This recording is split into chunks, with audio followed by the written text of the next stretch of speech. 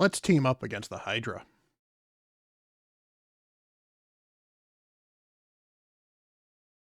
Hello everyone, Bront CatHerder here, and we're having some fun talking Raid Shadow Legends. And specifically, we're talking Hydra.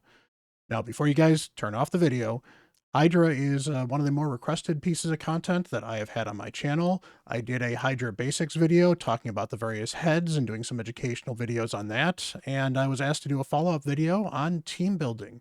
So here we are. We're going to go over how to construct a team for Hydra, some of the things you want to consider when you do a team for Hydra, as well as a couple of discussions based off of normal, hard, brutal, and nightmare, what you want to aim for when you build your team. So let's get into that. But first, I want to give a quick word to our sponsor, which is you guys. I just want to take the time to remind you guys that this stuff is all brought to you by you.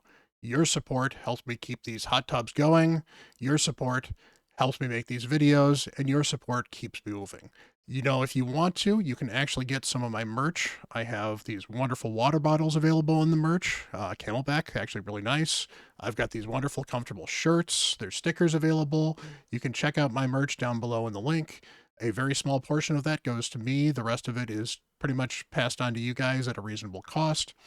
They're actually very nice, high quality shirts. I've washed this one several times, haven't had an issue with it.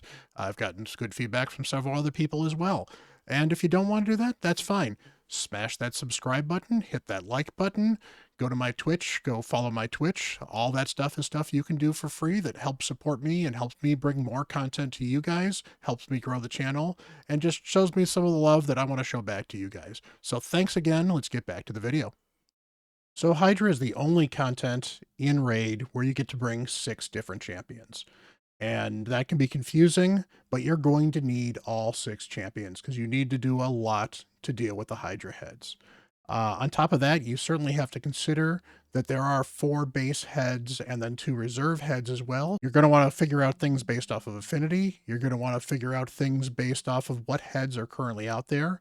And based on the team that you're building, if you're building a normal team, you can pretty much ignore the other heads because they're not going to come out too often. They certainly will, but you can always restart the run.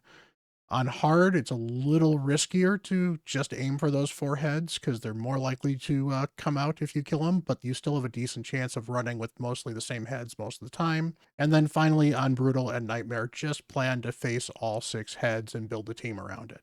In fact, most people that build brutal and nightmare teams don't bother even looking at affinity for the most part. They just build the teams and your teams go and they work on pretty much every affinity, and just different affinities will throw off a little bit how much damage you're going to end up doing or how effective certain teams are. But with that in mind, let's go take a look at some of the initial Hydra team thoughts. As I mentioned before, in my last video, we went through what the various heads do, as well as some of the counters for those heads. That is something you need to keep in mind when building a team. How are you countering the heads you're going to encounter? This is more important if you're only going to be going for normal or even possibly hard, where you're only aiming for the 4 that are out there. Otherwise, you need to counter every single head in some way, shape, or form. Or you need to build a team that's strong enough to basically one-shot all the heads. But if you're watching this video, that's probably not what you're doing. So let's go talk about what you can do to counter each of those heads. Other things you need to keep track of is how are you staying in the fight? Hydra is a long, long marathon of a fight. You need to deal with healing.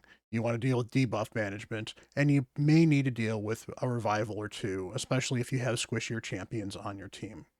You also need to figure out how you're doing damage. It's very easy to build a team that becomes so tanky that you don't actually have any damage on your team. I've done it before. It doesn't work very well, although early on for normal, it can actually get you a 1 key if you need to. You need to deal with active damage. You need to deal with your passive damage. Are you doing it with deflecting or reflecting damage? Are you doing it with buffs or debuffs? Or are you just going to be going in there with nukers and doing damage? And obviously you want to kind of mix a bit of this stuff up. So you're always looking for how much damage you can do. And then finally, you need to make sure that you bring more than 1 damage dealer, or at least have enough damage on your team to rescue your first damage dealer when your first damage dealer gets eaten. Because the first target is always going to be the highest crit damage target, which generally is going to be one of your biggest damage dealers on your team.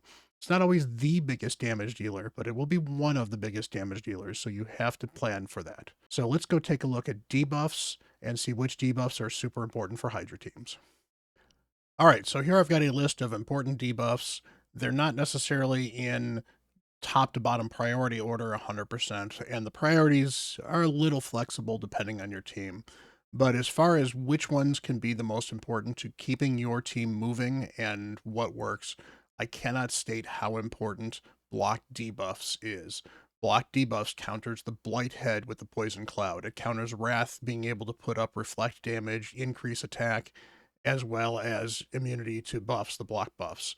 It prevents suffering from putting ally protection out there, as well as a reflect damage out, and it prevents mischief from actually gaining any buffs if it steals them from you. So it can prevent disaster if you've got some buffs that you don't want mischief to spread to the heads. So it is very, very important. It's something that you should try to double up on if you can, or at least make sure you've got it on a 3-turn cooldown on a very fast champion, or a champion that has something like Reflex or Relentless so they can take extra turns. Decreased defense, also very important. It's very hard to articulate how important decreased defense is in general, but in Hydra, where the defenses are high on the heads, and we're talking several thousand on many of the heads, decreased defense puts a huge dent in that and can help you free champions you might otherwise struggle to free, and can help champions that aren't going to be dealing a lot of damage deal a lot more, as well as champions that are already dealing a good chunk of damage deal a lot more. Finally, provoke is somewhat conditional as to how important it is, but it is the only way to control decay. So you generally need provoke on your team, at least if you're going to be fighting decay. If you're on normal and decay is not out there, you can certainly try a run and hope decay never shows up. But otherwise, you'll need provoke because you'll need to manage decay in some way, shape, or form. The highs are ones that you don't necessarily need, but are really, really good to have. HP burn is one of the ones that it's easy to underestimate. HP burn does a ton of damage. It's about 20k max per head, but that's 20k per head. So each tick of that is 80k damage just from the burns. That's nothing to sneeze at. On top of that, burn is one of the ways that you can hit through Poison Cloud if you couldn't get block buffs up. So if you couldn't get block buffs up, but you have burn, you can then get block buffs up and then continue to hit the champion that has Poison Cloud on them. You might even be able to reapply burn to keep it going. So burn gives you a secondary way to counter the Poison Cloud, which is huge. Decrease attack is great for keeping Wrath in check, but honestly, it just helps you keep your team alive because every head is doing damage based off of their attack. And decrease attack means you're cutting that in half, if not a little bit more. So definitely super helpful. Decrease speed is another underrated debuff. Decreased speed slows down the heads, which means that they will digest champions slower. They will take less turns while you take more turns. And so you can do more damage, get more debuffs out there, and just hit more often. And hitting more often is the key to deal with more damage and getting more debuffs out there. So decreased speed can really, really help make a run go. The amount of slowing that you get out of it, the fact that you get so many extra turns from decreasing the enemy, as well as on top of that, trying to increase your own, but that's more of a buff issue. Very, very, very important. Medium and low debuffs are more just kind of helpful debuffs. Leech I put in there because Leech is one of the best passive healing abilities in the game. You put Leech out there, suddenly your damage dealers can attack and they'll heal a ton when they hit. Your non-damage dealers still are going to be doing some damage, and if they've got War Master on them, for example, they'll actually get a chunky heal out of Leech as well. So Leech is great for that, but again, it's not critical because there's other ways to heal your champions as well. Weaken can be great. In fact, I could argue that Weaken is almost as important as decreased defense. 25% boost to damage is great. It doesn't boost every single piece of damage, but it boosts a lot of the damage, and it's just extra damage. And if something you're trying to do a certain goal amount of damage, bonus damage is always good. Hex is another good one as well. Hex does some additional damage spreading. It spreads 10% of all single attack damage and 2% of all the AoE damage. But by 2% of the AoE damage, it's 2% to each head from each head. So you end up getting about 7 or 8% extra damage out of that per AoE hit as well. So that's a bunch of extra damage with Hex, but it also allows you to do things like hit damage beyond Poison Cloud, and it allows you to directly target Mischief with direct attacks, which is something you otherwise can't do. You can only target him with AoE attacks. If you try a direct attack, about 75% of the time, he doesn't actually get hit, so that's problematic. Finally, poison can help you with some damage against suffering, but it only works against suffering, decay, and torment. 3 of the heads are immune to poison entirely. Poisons can fill up a debuff bar, so you can not land more important debuffs if you're not careful with poison. So having a little bit of poison in your team isn't bad. You don't want to build a team around poison and Hydra because it's just not super useful. Decrease accuracy and decrease resistance. Those can help, especially if you're struggling to get all the accuracy you need on some champions. Decrease resistance can be great. You're struggling to resist some stuff, or you have enough passive resist just from things like your Great Hall, where you can actually decrease the accuracy of the head, and most of your champions will suddenly start resisting things. Not key, but definitely very, very helpful. Debuffs are super important, but so are buffs. All right, and we're talking about buffs, and we're talking about general abilities as well. So we're talking about things beyond just doing damage. So I mentioned decreased speed being very important. Increased speed and turn meter boost are very important for the same reason. Get your champions to go faster, get your champions to take more turns, and you get more done in Hydra. Not only does that mean make them faster, but it means actually get them faster with the increased speed and boost their turn meter as well. And they help take more turns, they get more attacks off, they get more debuffs off, they kill the heads faster, the heads don't get to attack as often. It helps, it's great. Healing is something you are going to need to do. It is very, very difficult to keep your champions alive without healing in some way, shape, or form. Leech is certainly an option, was mentioned in the debuffs. Continuous heals are certainly fine, but just straight heals are fine as well. Perfect Veil, and it's specifically Perfect Veil, is great for reducing damage against AoEs. It gives you a 15% damage reduction against AoEs, but it also allows you to ignore the fears from Torment. So if you attack Torment and you don't have Perfect Veil, or you don't have some other way to get rid of fear, your champion will get True Feared. If your champion is True Feared, they have about a 50% chance of losing the skill they were trying to use and not taking a turn when they take their turn. It can be very frustrating. It can really derail a run. It's a lot of RNG, but Hydra really is all about RNG. Block buffs can be very, very good. Block buffs keeps things like poisons off you, keeps things like the reflect damage mirror that I think Suffering throws out there at you, can help you against the provokes that Wrath can throw out there. There's a bunch of debuffs that can get thrown on your team. So the ability to either block them or cleansing, as I have down below, helps you clear a lot of the debuffs. Not only that, but cleansing is good because cleansing can help you counter torment as well. So if you have a champion that is not going to be attacking torment because you can control that, or better yet, has a passive cleanse, for example, a Tuhanarok or a Doom Priest, they can actually be one of the ways you can deal with torment. Shields, another great way to mitigate defense. Shields means you need less healing. Shields basically soak up some damage. There's some other abilities that can help with shields as well. Anything from shields can be grown by some champions, extended by some champions. They can reflect damage by some champions. There's all kinds of fun things you can do with shields. Shields are worth looking into, especially if you have champions that place them. You can certainly start off with a shield, but if all you're doing is starting off with a shield, it's eventually going to go away. Strengthen is another underrated buff, 25% damage reduction. It's basically the opposite of weaken. A 25% damage reduction is huge. Increased defense is great for everybody. It reduces damage. It increases the damage of some of your defense-based champions as well. Very, very good, useful thing to bring. I didn't list things like increase attack or some of these other buffs because they're a little more conditional, but they're definitely ways to buff your team as well. So buffs that actually help your team are certainly worthwhile, but they're not in the scope of specific for Hydra, so I didn't mention those.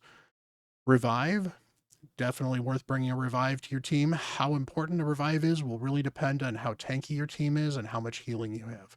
If you have enough healing and tankiness in your team that nobody is dying, you actually don't need a reviver. Most likely, that's either going to be on a very low end floor or against with very high-end teams where you're killing the heads constantly. Most teams can benefit from Reviver because there's at least once or twice where somebody will nuke one of your champions and they'll just die. And if you don't have a Reviver, that could be the end of the run. As far as the medium priority, ally attack is an underrated way to get a bunch of extra debuffs and attacks out there, especially if you have AoE attackers on their A1 and that have sets. You can actually use those to apply debuffs from sets again.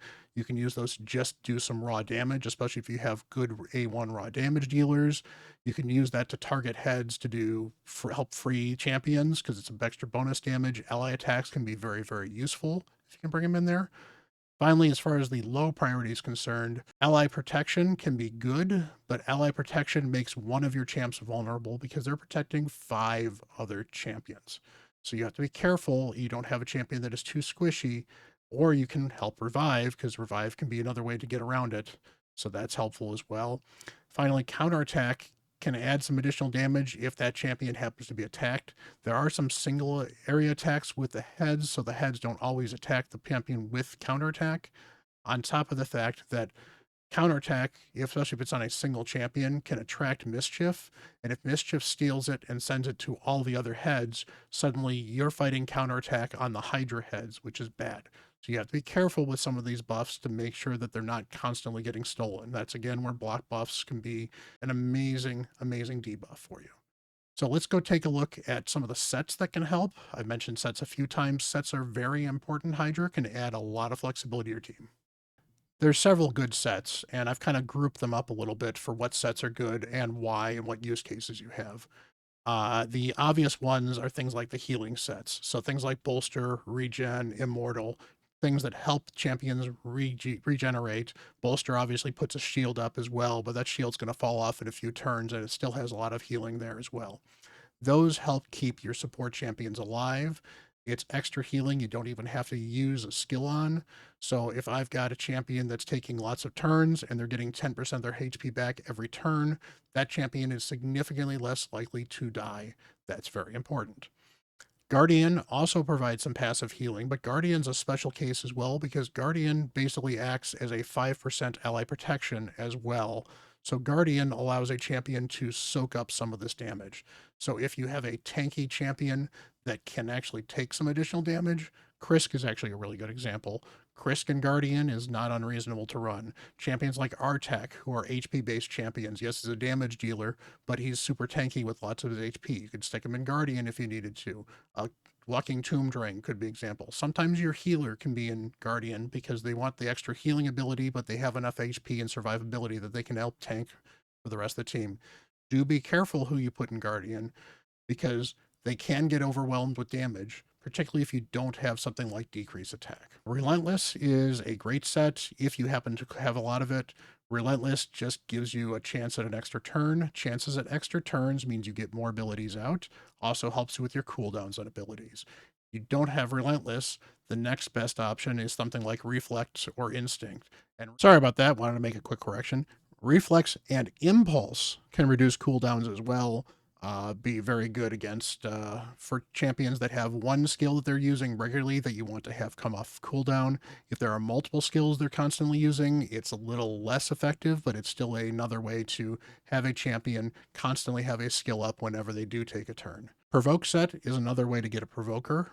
So you can use an all AoE champion or mostly AoE champion, put them in provoke, and they'll just be throwing out their other abilities, and occasionally you'll get a provoke out of them for free, which will save your primary provoker's turn for something else, or allow them to do something else if they can, or it's just another way to get provokes out. Especially if a champion who is regularly taking multiple turns in between Hydra head turns, sometimes you can get away with a single champion in provoke set as your only provoker as well. So that's an option. Cursed, it now can place Hex. It adds a ton of damage, particularly if you can put it on champions that have multiple AoEs or are constantly getting their AoE off. So very, very useful set, especially if you can build them for some other role with the set on as well. Ignore defense sets are great for nukers. So these are your direct damage dealing nukers that all they're there for is damage, although they could certainly be built with some accuracy for additional abilities as well. but they're the ones that are doing the direct damage numbers. They're the ones you're going to put in Helm Smasher as well. So we're talking your Savage, your Lethal, your Instinct gear, get all that taken care of. So that's who's good in the ignore defense sets. Protection sets are great for champions you need to go fast, and they're great for champions that have a lot of buffs because they can put out protected buffs that can't get stolen by mischief. So if you end up without a mischief tank, for example, protection gear is one of the ways you can prevent mischief from stealing a bunch of buffs. All right, so we'll talk a little bit about masteries that are good in Hydra, why those specific masteries are good in Hydra. War Master and Giant Slayer are great for adding damage to champions that wouldn't necessarily deal damage otherwise. But on top of that, some damage dealers just need War Master and Giant Slayer because they're damage dealers that aren't necessarily doing the direct damage, so they're not necessarily going to want Helm Smasher.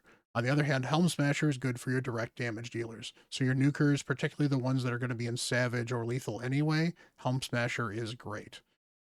Rapid Response and Arcane Celerity basically give you a turn meter boost chance when a buff or a debuff expires that this particular champion casts. Champions that cast a lot of buffs may like Rapid Response. Champions that cast a lot of debuffs may like Arcane Celerity. They're generally good in a lot of other areas as well, but this is a particularly good area where getting those champions to take additional turns is a great, great thing.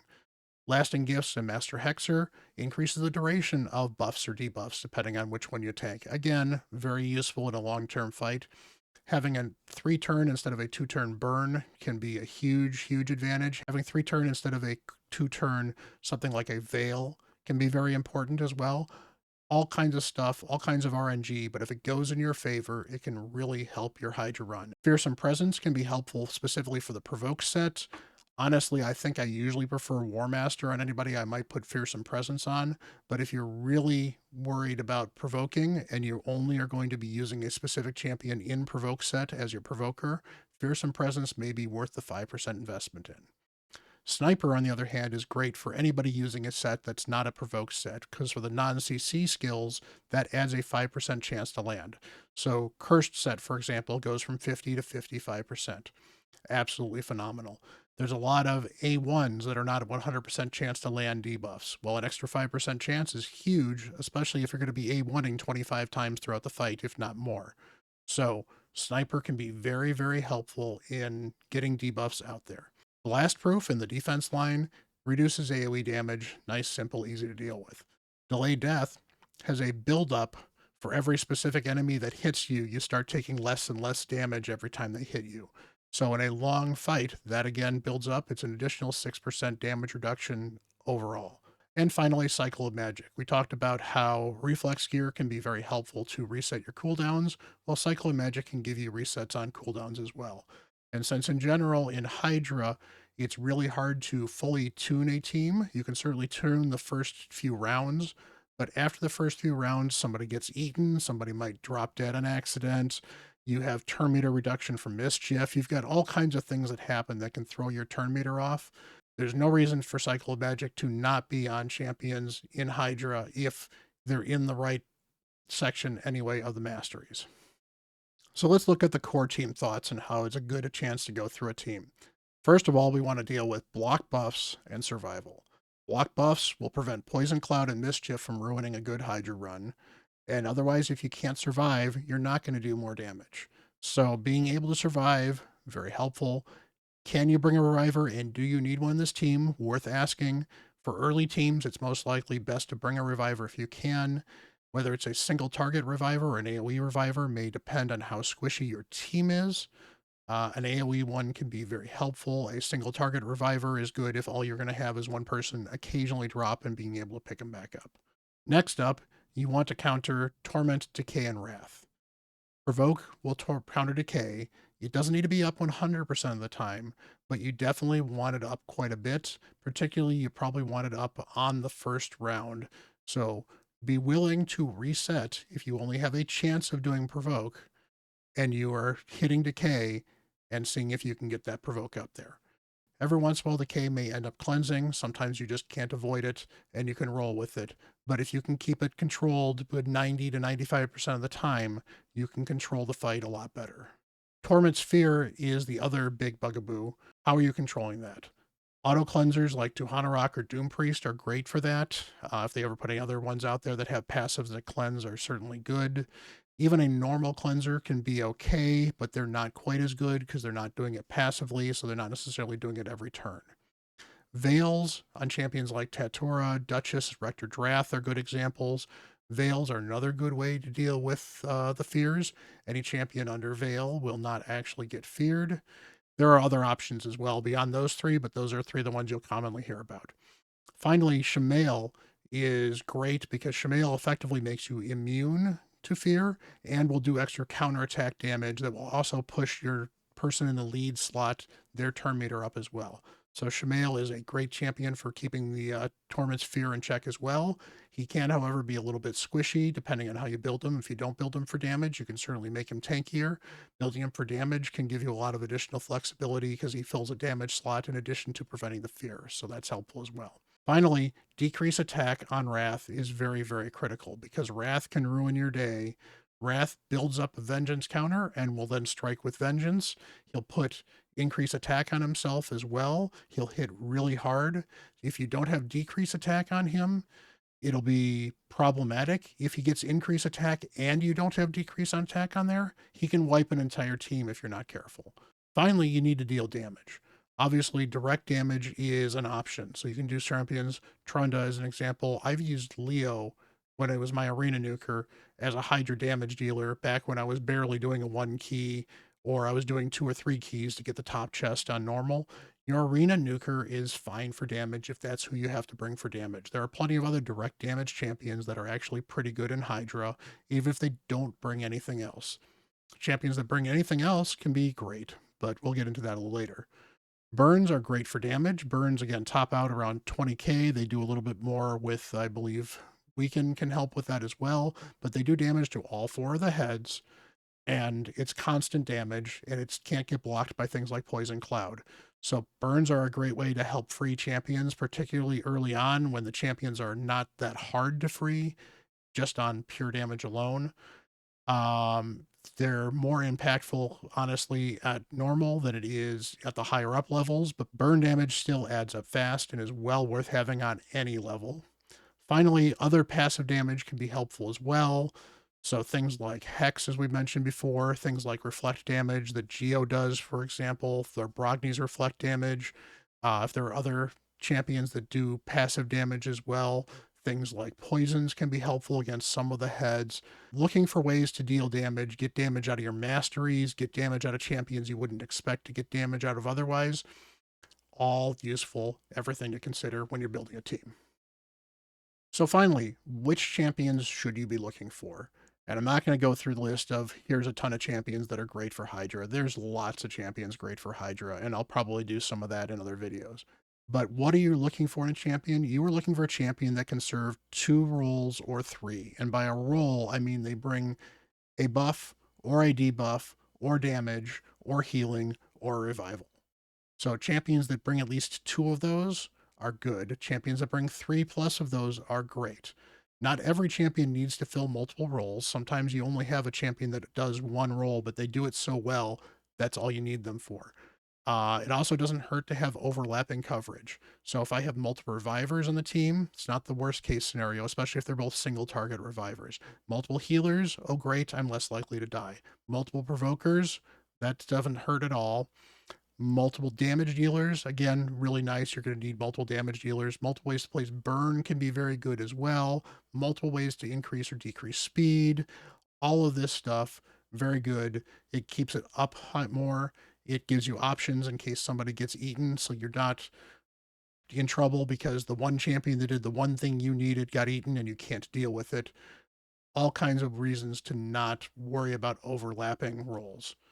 So you also should look for champions, however, that can fill unique roles. Sometimes you get champions that are just kind of unique. Shamail is a good example. Shamail, not a bad champion, but Shamail came to shine in Hydra. He is absolutely amazing with how he controls fear and moves turn meter up and does damage. And there's really nobody like Shamail in the game right now. Mischief Tank is actually a fairly unique role. A Mischief Tank is a champion who puts out extra buffs on themselves and can then be built with an incredible amount of resistance, Mischief will always attack the champion who has the most buffs and try to steal them. Bavald is actually a good example. I like to use Bavald in some of my teams.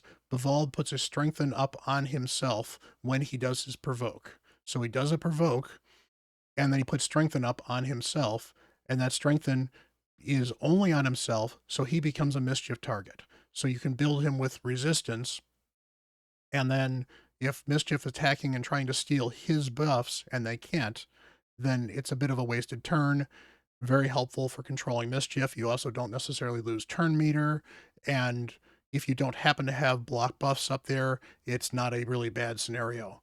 So mischief tanks can be very helpful. There, you really have to look for a kit that puts up additional buffs on a specific champion to be a mischief tank. It also means you do have to be aware of champions that put additional buffs on themselves that do not want to be mischief tanks. Like some damage dealers will self-buff themselves. That can be problematic and interfere with your mischief tank as well. So do be aware of that sort of stuff. And then on top of that, some passives just have special Hydra applications. There's some passives that do things like if you decapitate a Hydra head, you gain extra HP, or there's things that involve champions being killed and have special rules for Hydra. So look for passives that do cool things in Hydra. Finally, plan your damage out well. Max HP hitters are better against higher difficulties. So if you have somebody like a Husk or Necrezia, they're better on your Brutal team or your Nightmare team. Whereas your normal team, a Husk will do some damage. Husk is a good champion, but a max HP hitter on normal isn't going to be as effective as a max HP on hard, isn't going to be as effective as a max HP on brutal, etc., etc. Plan that out a little bit as well. Meanwhile, direct damage champions are kind of just however much damage they're doing is how effective they are. They can be very effective against lower levels because you're dealing with less defense. They can sometimes lose some effectiveness against the higher levels because you're gaining a bunch of extra defense as well. It's worth considering. It's worth looking at what difficulty are you using some of these champions on. Passive damage like burns, hex, reflecting are great. You just have to worry about targeting those. Some of them can be very difficult to target. Being able to target damage is very useful for rescuing champions, but AoE damage overall, still very helpful. You can build damage on support champions, but you do need to make sure they can survive. So some people build damage on a champion like a Syl the Drake. I don't think that's the best way to go, but if all you're doing is taking a glove and throwing crit rate on it, so suddenly they're doing 100% crit, and they do at 150% crit damage because they just happen to have it for whatever reason, that's a bunch of extra damage you weren't expecting beforehand. That's where things like War Master on some of your supports can be very helpful. Depending on your survivability, you can build damage into some of your support teams. Some of your support champions actually do a lot of damage already, and sometimes it's as simple as just throwing crit rate gauntlets on them instead because they happen to have enough crit to do something. Sometimes it's a matter of a mastery. Sometimes it's a matter of throwing a set on them that helps them do additional damage as well. And finally, you do need 2 champions capable of freeing digested champions. What I mean by 2 is you generally need to be able to do enough damage with 5 of your champions out that your big damage dealer can be eaten and you still can get him out, because your big damage dealer is going to be the first one eaten. And if you're not careful, you may not get them out, and then there goes your run. Let's go take a look. I've got a sample Hydra team here. It should be fairly accessible. It's got a couple of fusions. It's got a couple of champions that were login champions, and it's got some epics. So let's go take a look at a sample Hydra team, and you can kind of see where a team can come together. All right, so here is a sample Hydra team. Champions are in no particular order. I do, in fact, want to use the aura of one of the champions, so we'll mention that when we talk about them as well. In italics is what would be a good set for them if you could manage the set. This is not a, they have to be in that set. There's a couple different options. Just throwing some options out there. Ugo is great in Relentless. Ugo is one of the MVPs of Hydra, probably one of the best epics in the game for Hydra. And the kit will probably tell you why. Ugo has a 3-turn cooldown, decreased defense, and block buffs on an AoE. Those are 2 core debuffs you need.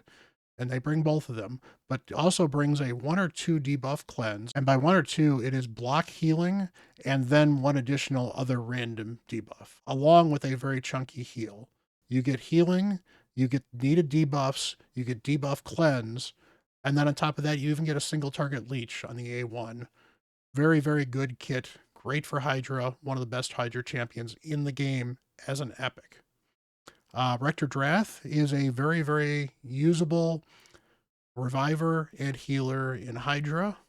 And I say usable as if that's a downgrade. Rector Drath is an amazing, amazing champion. You want to put her either in self-healing gear or maybe something like Guardian because she can be built fairly tanky, so she can certainly help tank a little bit of additional damage. Probably if you can put her in Immortal and Guardian, that would be great. She provides the perfect veils. She has a very chunky heal. She has additional passive healing based off of the veils, and she has a single target revive that also throws a veil up on the target as well. She then provides additional healing with that veil. Overall, great champion, great for Hydra, very good for a support champion. Will generally keep a team alive almost by yourself, but it certainly helps to have a little bit of additional healing, which is why Ugo, again, makes some sense. Vizix is a login legendary, so she is very underrated, honestly. But she's very, very good for Hydra. She brings an AoE provoke. She brings an AoE decrease speed. She brings ally protection, which can be dangerous, so you do have to be careful making sure that she's somewhat tanky. She also hits fairly hard, even if you don't build her for damage, and I would actually probably avoid building her for damage, because if you build her for too much crit damage, ally protection will kill her. But even without a lot of crit rate and crit damage, she's a defense-based champion that hits reasonably hard, even with her AoEs. So she brings some additional level of damage with that. And the fact that her decreased speed and her provoke are on 3-turn cooldowns, if you can get her in Relentless, she can almost single-handedly be your provoker and keep decreased speed up almost 100% of the time. Husk, another MVP epic. Husk provides an A1 provoke. It's a 35% chance, I believe, per hit, and it's a double hitter. So it's not a 100% provoke, but it's a fairly reliable one. It actually works a little bit better than like Vivald's 50% on a single hit, for example. So he can be a very good backup provoker, and he actually does a decent amount of damage with the A1. But where he's really famous for in Hydra, he's got an AoE max HP hit. Now, it's a little hard to get this thing to scale up to the maximum damage because he doesn't do as much max HP as, say, a Royal Guard or the single target Cold Heart, for example. But he can still hit very hard with that AoE.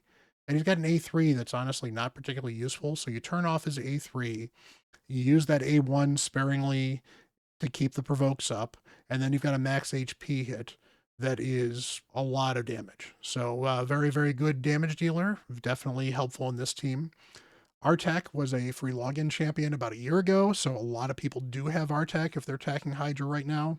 Artak has all AoEs, so he's actually good for something like a cursed set or provoke set, for example. If you don't have a provoker or you want to make sure that you have somebody other than Vizix with provoke, probably in this team, I wouldn't build him in provoke because you also have Husk as a backup as well. So if Vizix and Husk can't provoke the champion, it's probably just going to happen. But Artak brings decrease attack on one of his skills, which is something I don't think a lot of people are aware of.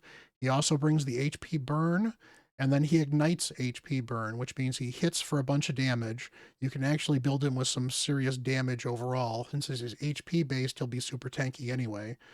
And then on top of that, he'll ignite with burns, causing a bunch of extra damage as well. Being able to ignite burns can be very powerful in freeing champions and doing a bunch of extra AoE damage as well. And then finally, Ostred, who is one of the more recent fusions we have. She's got an AoE, but she does a bunch of turn meter control and improvement. So putting her in something like Cursed or Provoked, she gets that AoE off an awful lot. You can also put her in Relentless, and as a speed champion in Relentless, you can keep on taking turn after turn after turn, speeding you up, slowing the enemy team down. It's great. She brings the increased speed. She brings increased attack as well, which in this team is not incredibly huge. It'll help Ugo do a little more damage. It'll help Ostrid do a little more damage. It'll help Husk's A1, I think, a little bit. But overall, it's not a major issue with increased attack. And some teams, increased attack can be huge. but she also brings the decreased speed, which you already have with Visix, but it's nice to have an additional decreased speed. And she brings AoE weaken, which is additional damage you're going to bring as well. Plus, with the turn meter boost that she provides, she brings bonus healing every time turn meter gets boosted by somebody. So you can have a bunch of extra turn meter boost with her. You get a little bit of extra healing, and then you've got your Ugo healing and your Rector Drath healing. Overall, you've got a very tanky team that should do a decent amount of damage and last for a while. It's a very good team for a hard or even maybe even a brutal setup, depending on where you are. I don't know if this team is quite ready for Nightmare. It might work just fine. It really depends on your gear. And that's really the important part about Hydra is where your gear is going to relegate what you can do in Hydra, even if you have the champs. If you can't hit the high end accuracy you need, if you can't get the constant speeds you need to break 250 with every champion, Nightmare is going to be a problem for you. On the other hand, there is no reason not to try normal, even with regular champions, throwing together 3 random teams, throwing them at them, and see if you can at least get the lowerly chest. So maybe you can't build the perfect Hydra team. Keep trying because it's only going to get easier as your gear gets better, as you level up the Great Hall, as other things get better. You will start doing more and more damage on Hydra. Hopefully, this has been very helpful. Hopefully, this has kind of given you some clues on ways you can build a Hydra team, maybe giving you a couple ideas. I'll probably do some videos on some of the epics that are really good in Hydra. Maybe we'll do some videos on team building as well. I don't want to focus exclusively on Hydra, but you guys, as my viewers, have told me that you appreciate Hydra content, so I want to make sure I'm making content that you guys appreciate. So until the next video, I'm Bront CatHerder.